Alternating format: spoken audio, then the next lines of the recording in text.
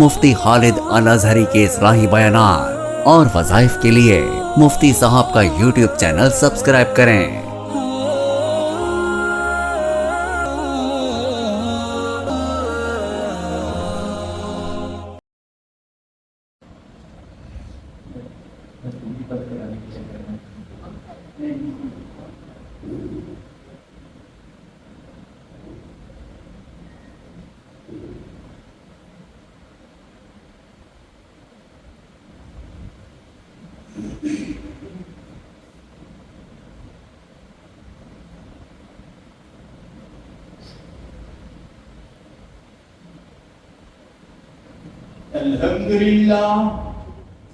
الحمد لله نحمده ونستعينه ونستغفره ونؤمن به ونتوكل عليه ونعوذ بالله من شرور أنفسنا ومن سيئات أعمالنا من يهده الله فلا مضل له ومن يضلله فلا هادي له ونشهد أن لا إله إلا الله وحده لا شريك له ونشهد أن سيدنا وسندنا ومولانا وحبيبنا محمدا عبده ورسوله أما بعد فقد قال الله تبارك وتعالى في القرآن المجيد والفرقان الحميد أعوذ بالله من الشيطان الرجيم بسم الله الرحمن الرحيم لقد رضي الله عن المؤمنين إذ يبايعونك تحت الشجرة فعلم ما في قلوبهم فأنزل السكينة عليهم وأثابهم فتحا قريبا وقال النبي صلى الله عليه وسلم وأصدقهم حياء عثمان رضي الله تعالى عنه صدق الله مولانا العظيم وصدق رسوله النبي الأمي الكريم ونحن على ذلك لمن الشاهدين والشاكرين والحمد لله رب العالمين اللهم صل على محمد وعلى آل محمد كما صليت على إبراهيم وعلى آل إبراهيم إنك حميد مجيد اللهم بارك على محمد وعلى آل محمد كما باركت على إبراهيم وعلى آل إبراهيم إنك حميد مجيد معزز سامعین کرام، دین اسلام میں صرف 2 عیدیں ہیں۔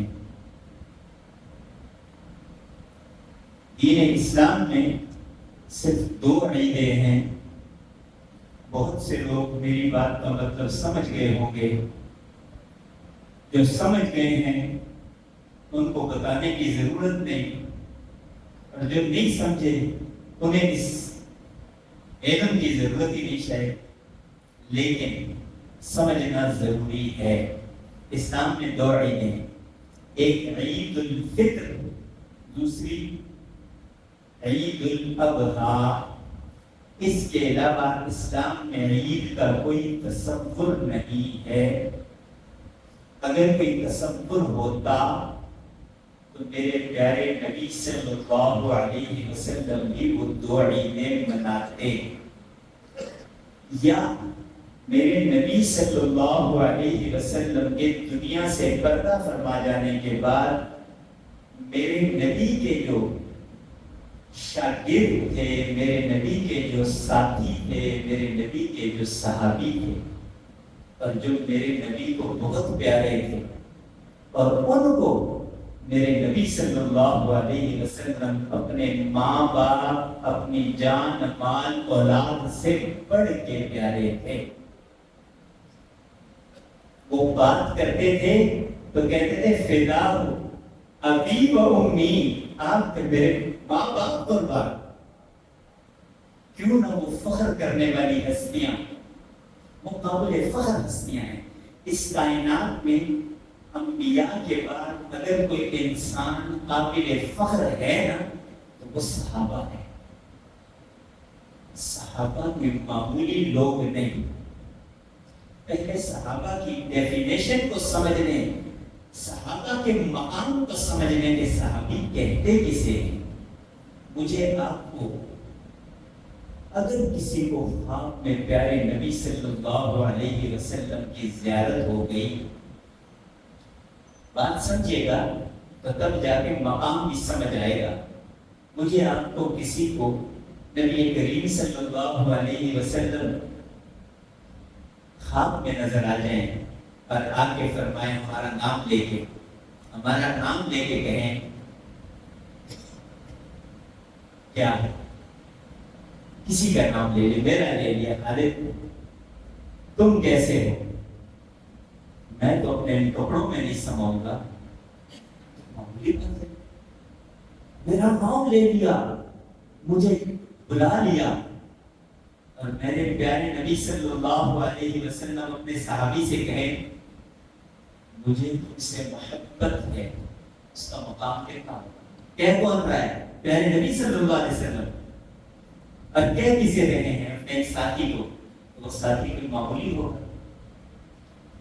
چلیں یہ تو ایک علیحدہ موضوع ہے، انشاءاللہ اس پہ کسی وقت صحابہ کے نام لے لے کے بتاؤں گا کہ کس کس کو میرے پیارے نبی نے کیا کیا پیارا ارشاد فرمایا۔ اس وقت جو موضوع ہے، میں نے بات کی صحابہ کی، ہمیں خواب میں نظر آ جائیں، ہم کپڑوں میں نہ سمائیں۔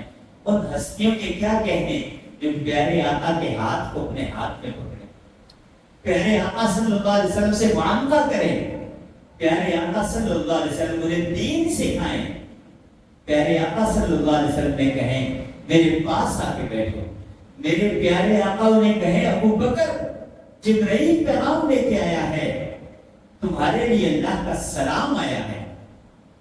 میرے نبی صلی اللہ علیہ وسلم کہیں ابو بکر فی الجنہ، عمر فی الجنہ، عثمان فی الجنہ، علی فی الجنہ، عبد الرحمن فی الجنہ، عبد الرحمن فی الجنہ، اور میرے ذہن سے نام نکل کے صحابہ، طلحہ فی الجنہ، زبیر فی الجنہ، سعد بن ابی وقاص فی الجنہ۔ یہ وہ صحابہ ہیں جن کے 10 نام نبی کریم صلی اللہ علیہ وسلم لے کے کہیں کہ یہ جنتی ہیں، اللہ کی طرف سے ان کے لیے پیغام آیا ہے کہ یہ جنت میں ہیں، یہ جنتی ہیں۔ ان کے بارے میں آج کوئی منہ کھولے تو اس منہ میں خاک ہی نہیں، دنیا کی ساری گندگی اس منہ میں، ساری گندگی اس منہ میں۔ کیوں؟ وہ گندا منہ ہے، اس سے پیارے لوگوں کے بارے میں گندی بات نکل رہی ہے، تو وہ منہ اس قابل نہیں کہ وہ پاک نام اس زبان پہ آئے۔ وہ گندے منہ ہیں، جس چیز میں جو ہوتا ہے وہی باہر آتا ہے۔ جس برتن میں آب زمزم ہوگا آپ ڈالیں گے تو آب زمزم نکلے گا، چائے ہوگی تو چائے آئے گی، شربت ہوگا تو شربت آئے گا، شراب ہوگی تو شراب آئے گی۔ جو اس برتن کے اندر ہوگا وہی باہر نکلنا ہے، کوئی اور چیز نہیں ہو سکتی۔ تو جیسے پھر لوگ ہوں گے ویسے ہی ان کی بکواسات ہوں گی۔ باہر میں عرض کر رہا تھا کہ عیدیں 2 ہیں، ایک عید الفطر ہے، ایک عید الاضحیٰ ہے، اس کے علاوہ عید کا تصور اسلام میں نہیں ہے۔ اگر ہوتا تو نبی کریم صلی اللہ علیہ وسلم وہ بتا دیتے اور صحابہ اس پہ عمل کر لیتے۔ نہ عید غدیر ہے، نہ عید میلاد النبی ہے۔ عید الفطر، عید الاضحیٰ ہے۔ عید غدیر کے نام سے جو منایا جاتا ہے 18 ذی الحج کو، یہ در حقیقت عید غدیر کے بجائے سیدنا عثمان رضی اللہ تعالی عنہ کا یوم شہادت ہے۔ سیدنا عثمان کوئی معمولی ہستی نہیں ہے، سیدنا عثمان کوئی معمولی ہستی نہیں۔ اسلام سابقین الاولین جو کہلاتے ہیں، چند لوگ جو ابتدا میں اسلام لائے، ان میں حضرت عثمان رضی اللہ تعالی عنہ چوتھے نمبر کے مسلمان ہیں۔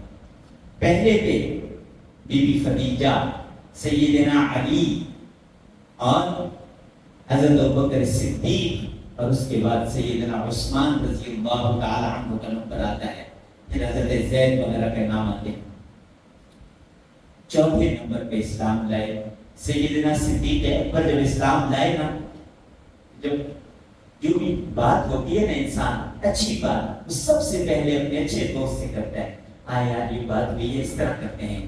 سیدنا ابوبکر صدیق کے سب سے قریبی ساتھی سیدنا عثمان تھے۔ نبی کریم صلی اللہ علیہ وسلم کے سب سے قریبی ساتھی حضرت صدیق اکبر، اور صدیق اکبر کے نبی کریم صلی اللہ علیہ وسلم کے علاوہ دوسرے جو ساتھی اور دوست تھے وہ سیدنا عثمان تھے۔ انہوں نے فوراً حضرت عثمان کو اعتماد میں لیا، اعتماد کے آدمی تھے، انہیں اعتماد میں لے کے اسلام کی دعوت دی۔ یہ امیر ترین آدمی تھے، امیر ترین آدمی تھے۔ صرف خود امیر نہیں تھے، خود امیر ہی نہیں تھے، بلکہ اس خاندان ہی امیروں کا سارا خاندان امیر ترین لوگ تھے، امیر ترین لوگ۔ جب اسلام لائے، اور ان کا نبی کریم صلی اللہ علیہ وسلم کا قریب کا رشتہ بھی ہے، ویسے تو باپ کی طرف سے 5ویں پشت میں جا کے نبی کریم صلی اللہ علیہ وسلم کا ان کا خاندان عبد مناف ایک ہو جاتا ہے، لیکن ماں کی طرف سے ان کی نانی ام حکیم یہ نبی کریم صلی اللہ علیہ وسلم کی سگی پھوپھو ہیں، حضرت عبداللہ کی بڑی بہن ہیں، سگی پھوپھو، سگی پھوپھو کے نواسے ہیں۔ ایک رشتہ یہ ہے، اور ادھر سے ددیانی رشتے سے اگر دیکھا جائے، حضرت عثمان کے ددیانی، نبی کریم صلی اللہ علیہ وسلم یہ ددیانی رشتے داری ہے، لیکن اگر حضرت عثمان کے ددیانی خاندان سے دیکھا جائے تو 5ویں پشت میں یہ ایک ہو جاتے ہیں۔ قریبی رشتے دار بھی ہیں، امیر غریب نے اسلام قبول کیا۔ اسلام کے لیے صرف غریبوں نے قربانیاں نہیں دی، امیروں پہ بھی ظلم ہوئے۔ حضرت مصعب ابن عمیر کا میں نے واقعہ آپ کو بتایا ہے، سنایا ہے، ان پہ جتنے ظلم ہوئے۔ حضرت عثمان خود مختار ہیں، اپنا کاروبار کرتے ہیں، امیر ترین آدمی۔ اسلام قبول کیا تو چچا حکم نے رسیوں سے باندھ کے گھر میں بند کر دیا۔ چچا تھے، الگ ملحوظ خاطر تھا، چچا نے باندھ دیا، مارا پیٹا۔ چچا نے حضرت عثمان کو شدید مارا، لیکن ان کی استقامت کو دیکھتے ہوئے چچا بے بس ہو گیا، کچھ نہ کر سکا، اور سامنے ہتھیار ڈال دیے۔ سیدنا عثمان روز اول سے اسلام کے لیے قربانیاں دینے والے، ذوالہجرتین، سیدنا عثمان ذوالہجرتین، ذوالبیتین اور ذوالنورین، کسی آدم علیہ السلام سے لے کے نا قیامت کے آخری انسان تک یہ مرتبہ کسی کو نہیں مل سکتا۔ حضرت عثمان کو یہ مقام ملا نا، ذوالہجرتین، 2 ہجرتیں حبشہ کی طرف ہوئی تھی، دونوں ہجرتوں میں حضرت عثمان شامل تھے، دونوں ہجرتوں میں۔ اور اس کے بعد جب مدینہ طیبہ ہجرت ہے، اس میں بھی وہ بھی ہجرت کرتے ہیں، جب ہجرت ہے بھی ہے، ذوالبیتین بھی ہے۔ ایک دفعہ ان کے لیے بیعت دی گئی، ایک بیعت نبی کریم صلی اللہ علیہ وسلم سے کی، اور حیات کا پیکر نبی کریم صلی اللہ علیہ وسلم فرماتے ہیں، ایک مرتبہ اپنی مجلس میں بے تکلف بیٹھے ہیں، ساتھی سارے بیٹھے ہیں، جن میں سیدنا ابوبکر صدیق بھی بیٹھے ہیں، حضرت عثمان بھی بیٹھے ہیں، بڑے بڑے صحابہ بیٹھے ہیں، عمر کے بڑے بھی بیٹھے ہیں، چھوٹے بھی بیٹھے ہیں۔ نبی کریم صلی اللہ علیہ وسلم عام عادت نہیں تھی پاؤں پھیلا کے بیٹھنے کی، لیکن اس نے پاؤں پھیلا کے بیٹھے ہیں۔ اچانک نظر پڑی سیدنا عثمان مسجد میں داخل ہوئے، آپ صلی اللہ علیہ وسلم فوراً اپنے پاؤں بھی سمیٹے، کپڑے بھی سمیٹ کے بیٹھ گئے۔ تو صحابہ کو تعجب ہوا کہ یہ کیا بات ہوئی، آپ سے بڑے تو نہیں، آپ سے تو چھوٹے ہیں، آپ ان سے کیوں سمٹ کے بیٹھ گئے؟ فرمایا کیا میں اس شخص سے حیا نہ کروں جس سے آسمان کے فرشتے بھی حیا کرتے ہیں، با حیا ترین انسان۔ اور سیدنا عثمان رضی اللہ تعالیٰ عنہ فرماتے ہیں جس دن سے میں نے نبی کریم صلی اللہ علیہ وسلم کے دست مبارک سے اپنے اس ہاتھ سے بیعت لی ہے، اس دن سے میرا یہ ہاتھ اپنی شرمگاہ کی طرف نہیں گیا۔ حیا کی انتہا ہے۔ نبی کریم صلی اللہ علیہ وسلم نے اپنی بیٹی رقیہ رضی اللہ تعالی عنہا کا نکاح ان سے کیا، وہ بقضائے ربی فوت ہو گئی۔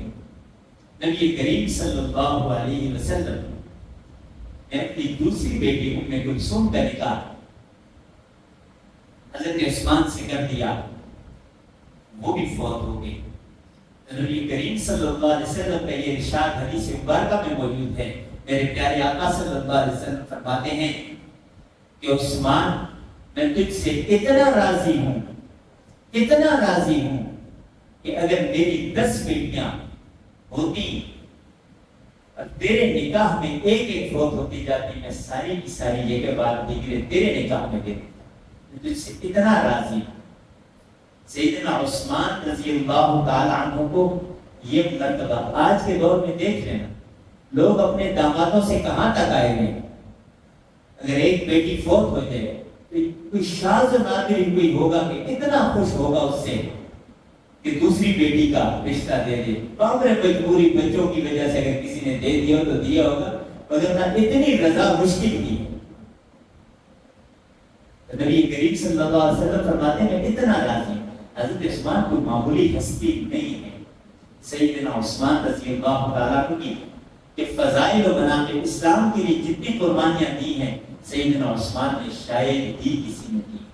مسجد نبوی کی جگہ پہلی بار خریدنے والے بھی حضرت عثمان ہیں، مسجد کو بنوانے والے بھی حضرت عثمان ہیں، مسجد کی توسیع کرنے والے بھی عثمان ہیں، قرآن کے حافظ بھی عثمان ہیں، قرآن کے جامع بھی عثمان ہیں، قرآن کو کتابی شکل دینے والے بھی سیدنا عثمان۔ سیدنا عثمان رضی اللہ تعالیٰ عنہ پہ ظلم کیا خوارج نے، اور حضرت عائشہ صدیقہ رضی اللہ تعالیٰ عنہ کی روایت ہے۔ سیدنا عثمان کا موضوع بڑا مفصل موضوع ہے، لیکن مختصر عرض کرتا چلوں۔ جب کبھی موقع ملا سیدنا عثمان نے اسلام کے لیے قربانیاں دی۔ ایک موقع پہ نبی کریم صلی اللہ علیہ وسلم نے چندہ کی اپیل کی، حضرت عثمان نے 1000 سونے کی اشرفیاں پیش کر دی۔ نبی کریم صلی اللہ علیہ وسلم اپنی گود میں ان اشرفیوں کو رکھ کے یوں کو اٹھاتے پھینکتے جاتے اور ساتھ فرماتے عثمان آج کے بعد تیرا بھی کوئی بھی عمل تجھے نقصان نہیں دے سکتا۔ غزوہ تبوک کے موقع پہ قحط کا عالم تھا، یہاں تک قحط تھا کہ صحابہ پتے تک کھانے پہ مجبور ہو گئے تھے، اتنا قحط تھا۔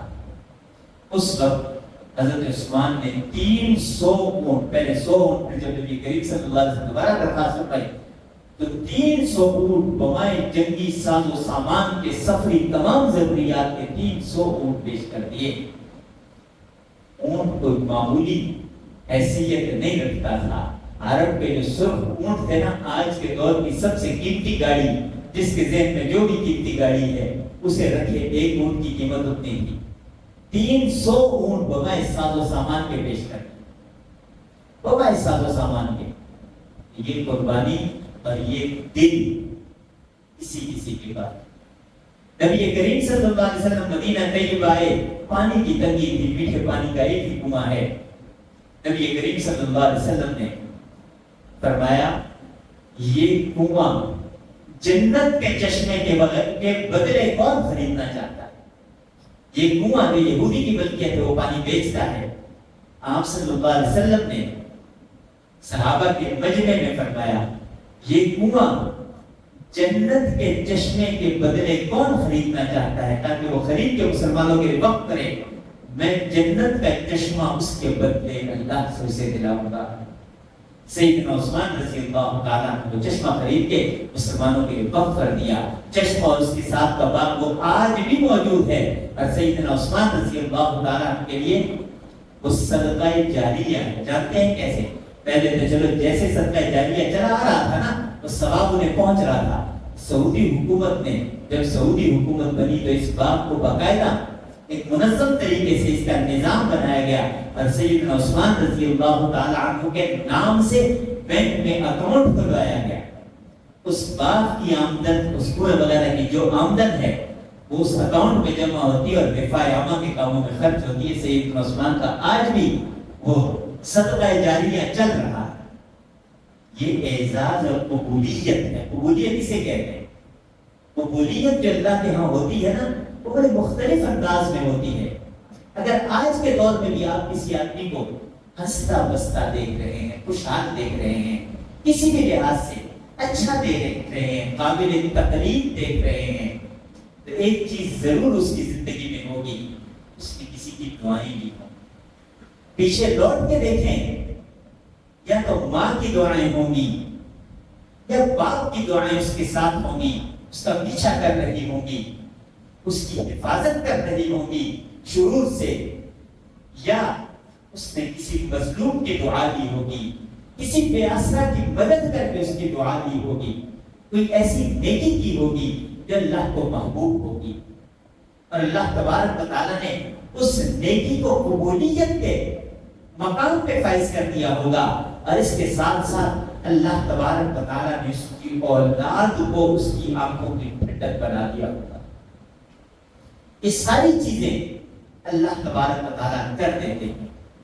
हम कहते हैं ना कि जी हम ये कर रहे हैं, वो कर रहे हैं, तो अल्लाह तबारक व तआला के हुक्मों को जब तोड़ते हैं ना, जब हुक्मों को पूरा किया जाता है, तो अल्लाह सब कुछ दुनियावी एतबार से दे न दे, सुकून जरूर दे देते। अला बिज़िक्रिल्लाह तत्मइन्नुल क़ुलूब। अल्लाह का जिक्र जो है ना, वो दिल, अल्लाह का जिक्र अल्लाह ने अपने जिक्र में दिलों का इत्मीनान रख दिया है। दिलों का इत्मीनान अल्लाह के जिक्र में है। दिलों का इत्मीनान अल्लाह के जिक्र में। माल और दौलत का ज्यादा होना या कम होना ये अल्लाह की रजा या नाराजगी की अलामत नहीं है। दिल का इत्मीनान अल्लाह की रजा और न होना अल्लाह की नाराजगी की अलामत है। किसी का दिल मुतमईन है ना, तो वो शुक्र करे और मजीद शुक्र करता चला जाए। नहीं शिकर तो नाज़ीदन्नकुम बल इन कफरतुम इन्न अज़ाबी लशदीद। मुख्तसर अर्ज करता चलूं, जामिउल कुरान भी उस्मान हैं। नेकियां अल्लाह के रास्ते में माल कुर्बान करने वाले भी उस्मान हैं। ज़ुन्नूरैन भी उस्मान, ज़ुल्हिजरतैन भी उस्मान, ज़ुल्बैतैन भी उस्मान। इतना बड़ा एजाज किसी को नहीं मिला कि नबी पाक सल्लल्लाहु अलैहि वसल्लम बैत रिज़वान के मौके पे हाथ रख के कहे ये मेरा हाथ है, और दूसरा हाथ रख के कहे ये उस्मान का हाथ है। अपने हाथ को उस्मान का हाथ करार दिया। ये कोई मामूली बात नहीं है। जब नबी करीम सल्लल्लाहु अलैहि वसल्लम ने हज़रत उस्मान और कुछ साथियों को मक्का मुकर्रमा भेजा, मक्का वालों ने रोक लिया। बात यहाँ पे पहुंची पीछे कि जी शहीद कर दिया गया, तो उस मौके पे नबी करीम सल्लल्लाहु अलैहि वसल्लम ने सहाबा से बैत की, जो मैंने अभी आयत पढ़ी, तो उस मौके पे नबी करीम सल्लल्लाहु अलैहि वसल्लम ने शहादत उस्मान का बदला लेने की बैत की थी। लक़द सदक़ल्लाहु रसूलहु रुया बिल हक़। वो आयत सूरह फतह के भी मैंने आयत पढ़ी कि अल्लाह तबारक व तआला ने हजरत उस्मान के हाथ को लक़द रज़ियल्लाहु अनिल मुमिनीना इज़ बअस फ़ीहिम रसूलन लक़द रज़ियल्लाहु अनिल मुमिनीना इज़ युबायिऊनका तहत अश-शजरति फ़अलिम मा फ़ी क़ुलूबिहिम फ़अनज़ल अस-सकीनत अलैहिम वअसाबहुम फ़तहन क़रीबा। तो अल्लाह तबारक व तआला ने उस मौके पर उस बैत को अल्लाह ने पसंद किया, और उस बैत में नबी करीम सल्लल्लाहु अलैहि वसल्लम ने अपने हाथ को सैयदना उस्मान का हाथ करार दिया। ये कोई मामूली एजाज नहीं है, बहुत बड़ा एजाज है। और फिर قرآن کو جمع کرنے کا اعزاز ان کے سر، قرآن کے حافظ بھی ہیں، قرآن کو جمع کرنے والے بھی ہیں، قرآن کے ناشر بھی ہیں۔ اور پھر ظلم کیا ہوا، میں نے پہلے عرض کیا تھا، حدیث میں بیان کرنے لگا تھا، بات اسی طرف چلی گئی۔ ام المؤمنین حضرت عائشہ صدیقہ رضی اللہ تعالی عنہا سے روایت ہے کہ نبی کریم صلی اللہ علیہ وسلم نے عثمان سے فرمایا تھا، اے عثمان تجھے ایک ایسا کرتا پہنایا جائے گا، لوگ وہ کرتا اتارنے کی کوشش کریں گے، ایسی خلعت پہنائی جائے گی، لوگ وہ خلعت اتارنے کی کوشش کریں گے، لیکن تم نے وہ خلعت نہیں اتارنی۔ اور نبی کریم صلی اللہ علیہ وسلم نے حضرت عثمان کی شہادت کا بھی پہلے ہی آپ نے پیشن گوئی کر دی تھی۔ تو حضرت عثمان نے اس خلعت سے مراد فرمایا کہ خلعت میری خلافت کی طرف اشارہ تھا، خلافت کی خلعت مجھے پہنائی گئی ہے، لوگ مجھے معزول کرنا چاہتے ہیں، لیکن نبی کریم صلی اللہ علیہ وسلم کا حکم تھا کہ تم نے وہ خلعت نہیں اتارنی۔ خوارجیوں نے اس وقت آپ رضی اللہ تعالی عنہ پہ حملہ کیا جب لوگ مدینہ طیبہ سے حج کے لیے گئے تھے، اکثریت حج کے لیے گئی تھی، اور حضرت علی رضی اللہ تعالی عنہ سے حضرت عثمان کا گہرا تعلق تھا، بہت گہرا تعلق تھا، بھائیوں جیسا تعلق تھا، اتنا گہرا تعلق تھا کہ حضرت علی رضی اللہ تعالی عنہ کی شادی کا سارا خرچہ حضرت عثمان نے کیا تھا۔ مہر بھی حضرت عثمان نے حضرت علی کو دیا تھا کہ دے دو، اور ولیمہ بھی حضرت عثمان کی طرف سے تھا۔ حضرت علی نے جب یہ خوارجیوں نے، ان باغیوں نے بغاوت شروع کی تو حضرت علی نے سیدنا حسن اور حسین رضی اللہ تعالی عنہ کو حضرت عثمان کے پہرے پہ کھڑا کیا۔ یہ شہزادے حضرت عثمان کا پہرا دے رہے تھے، کوئی معمولی بات نہیں ہے۔ نبی کریم صلی اللہ علیہ وسلم کی اولاد پہرا دے رہی تھی، لیکن ان خارجیوں باغیوں نے دیوار پھاند کے 18 ذی الحج کو جب حاجی حج کے لیے گئے تھے، مدینہ طیبہ تقریباً خالی تھا، اس موقع پہ حضرت عثمان پہ حملہ کیا، اور یہ 82 یا 85 سالہ ضعیف انسان قرآن کی تلاوت کرتے ہوئے ہم تو کہتے ہیں نا سیدنا حسین رضی اللہ تعالی عنہ پہ ظلم ہوا، 10 دن تک پانی بند رہا، لیکن ہم اس وقت یہ بات بھول جاتے، وہ بہت بڑا ظلم ہوا کربلا میں، وہ ایک علیحدہ واقعہ ہے، لیکن یہاں پہ 40 دن تک کھانا پینا سب بند رہا، 40 دن تک، 40 دن کے بھوکے پیاسے روزے کی حالت میں سیدنا عثمان رضی اللہ تعالیٰ عنہ پہ ان باغیوں نے دیوار بھاند کے گھر میں گھسے، اور سیدنا عثمان رضی اللہ تعالیٰ عنہ قرآن کریم کی تلاوت کر رہے تھے، اور وہی قرآن کریم کا نسخہ تھا جو سب سے پہلا انہوں نے قرآن کو جمع کر کے جو نسخہ بنایا تھا وہ اپنے پاس رکھا تھا، اور اس کی کاپیاں کر کے وہ پوری دنیا میں پھیلائی تھی۔ وہی نسخہ کھلا ہوا ہے، قرآن کی تلاوت کر رہے ہیں، اور باغیوں نے حملہ کیا، انہیں شہید کیا، اور آپ کے خون کے قطرے قرآن کریم کے اسی نسخے پہ جا کے گرے، اور وہ نسخہ میں خود بنفس نفیس اس پاکستان کے عجائب گھر میں آج بھی موجود ہے، میں دیکھ کے آیا، میں نے خود دیکھا ہے، وہ نسخہ موجود ہے، اور اس پہ حضرت عثمان کے خون کے قطرے پڑے۔ سیدنا عثمان مظلوم شہید مظلوم، نبی کریم صلی اللہ علیہ وسلم جن کے بارے میں فرما گئے، عثمان آج کے بعد تمہارا کوئی عمل تمہیں نقصان نہیں دے سکتا، انہیں ظلماً شہید کر دیا گیا۔ گزشتہ کل 18 ذی الحجہ یہ سیدنا عثمان رضی اللہ تعالی عنہ کی شہادت کا دن ہے۔ یہ عرض کرنے کا مقصد یہ ہوتا ہے کہ ہمیں اپنی ان محبوب ہستیوں کے بارے میں کچھ نہ کچھ پتا ہو، سب کچھ تو نہیں معلوم، لیکن کچھ نہ کچھ ہمیں پتا ہو، ہماری آنے والی نسلیں جانتی ضرور ہو کہ عثمان کون ہے۔ ہمارے ایک راولپنڈی کے MBA صاحب کا واقعہ، آپ کو ایک مجلس میں ہم ایک دعوت میں بیٹھے تھے تو وہ واقعہ بیان کرنے لگے، کہنے لگے کہ جی ہم ایک کورس پہ فرانس گئے، کورس پہ فرانس جانا ہوا، وہاں اس کورس میں ہمیں مختلف جگہوں پہ انہیں مطالعاتی دورہ کرایا۔ ایک شہر میں ہم گئے جس میں 6 ماہ تک برف پڑتی تھی، اور انہوں نے کہا 6 ماہ یہاں مکمل کاروباری زندگی بند رہتا ہے۔ تو ہم نے سوال کیا کہ پھر یہ لوگ کیا کرتے ہیں؟ جواب ملا کہ گورنمنٹ کی طرف سے انہیں ہر شخص کو जितना वो बाकी 6 माह में कमाता है, हर माह का हिसाब लगा के उतने पैसे उसे वजीफे के तौर पे दिए जाते हैं। कहते हमने बड़े ताज्जुब के साथ इस निजाम को पसंद किया, बड़ा अच्छा निजाम है, बड़ा अच्छा निजाम है। तो कहने लगे कि हमारे ग्रुप लीडर ने पूछा कि ये निजाम आपने कहां से लिया? तो आगे से हमें जवाब मिला, दिस उमैर इस्लाम, ये उमैर का कानून। कहते हमें नहीं समझ आई। फिर सवाल के कौन सा कानून? ये उमैर इस्लाम। कहते हमें फिर समझ नहीं आया। हमने फिर पूछा, तो अगला उनका सवाल था, आर यू मुस्लिम्स? क्या मुसलमान भी हो तुम? तुम्हें उमैर का क्या नहीं पता?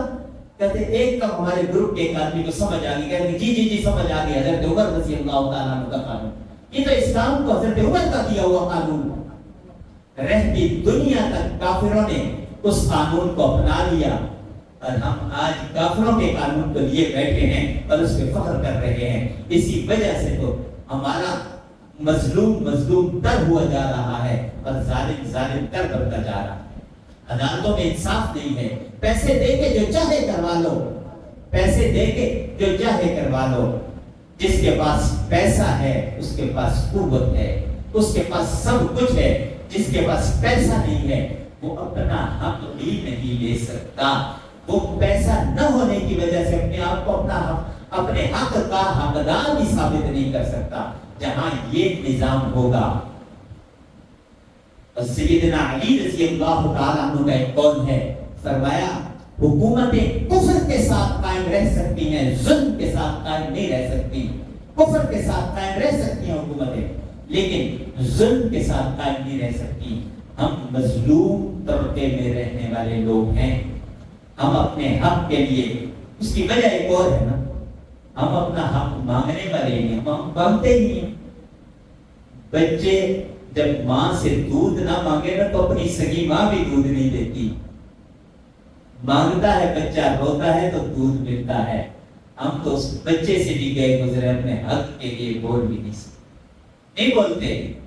हम उस बादशाह वाला जो वाकया मशहूर है ना, एक बादशाह ने मुल्क के दरवाजे पे पहले दरबार खड़े किए, टैक्स लगाया, दोबारा टैक्स लगाया, दोबारा टैक्स लगाया, कुछ नहीं, उसने जूते मारने शुरू कर दिए। साथ जूते भी बढ़ाते गए। तो एक दफा एक वफद उसके पास चल के आया। वफद इकट्ठा हुआ, बादशाह ने कहा चलो शुक्र है कौम बेदार हुई और मेरे पास आए हैं। वो पूछेंगे सही कि क्यों हमारे पे ये टैक्स लगाए जा रहे हैं, क्यों जूते मारे जा रहे हैं। वफद आया मुअज़्ज़िज़ीन शहर का, वो मुअज़्ज़िज़ीन इकट्ठे होकर बादशाह के पास आए। बादशाह ने कहा जी क्या मुतालबा? उसने कहा जी आपने जो ये शहर के दरवाजों पे टैक्स लगाया है वो भी ठीक है, जो जूते मारे जा रहे हैं वो भी ठीक है, लेकिन हमारी एक दरखास्त है। जी क्या दरखास्त? ये है कि जो फौजी बढ़ा दिए जाए जो जूते मारते हैं, इसलिए कि वहां खड़े खड़े कतार में टाइम ज्यादा लग जाता है। बादशाह ने कहा ठीक है फौजी तुम्हारे लिए बढ़ाए जाएंगे, तुम इसी काबिल हो। बजाय इसके कि मैं समझता था कि तुम बेदार हो गए, तुम आके कहोगे हमें जूते क्यों मारे जाते हैं, वजह बताई जाए, हम पर से टैक्स क्यों लिया जाता है, बताया जाए, तुम इसी काबिल हो, ठीक है फौजी बढ़ा देते। तुम्हारा भी यही हाल है। हर हफ्ते हम ऐलान सुनते हैं ये हो गया, इतनी महंगाई हो गई। हम कहते हैं ठीक है बस सही है। तो बस चुप करके वो क्या कहते हैं, ठंगी जाओ तो लंगी जाओ, वही काम करते जो अल्लाह तबारक तआला हम सब पे अपना करम फरमाए, फजल फरमाए। और अल्लाह तबारक तआला हमारे हुक्मरानों को भी हिदायत दे, लेकिन उनसे पहले हमें हिदायत दे। इसलिए अमालुकुम उम्मालुकुम, तुम्हारे अपने अमाल तुम्हारे हुक्मरान हैं। वाफिर दावाना मुफ्ती खालिद साहब से मजीद रहनुमाई, वज़ाइफ और इस्लामी मसाइल के हल के लिए हमारे चैनल को सब्सक्राइब करें, बेल आइकन दबाएं और दीन की रोशनी अपने दिलों में जगाएं।